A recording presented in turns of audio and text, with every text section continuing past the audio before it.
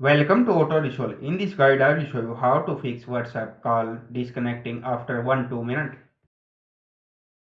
Fix 1. Check your internet connection. Step 1. Turn FE or mobile data off, then on again. Step 2.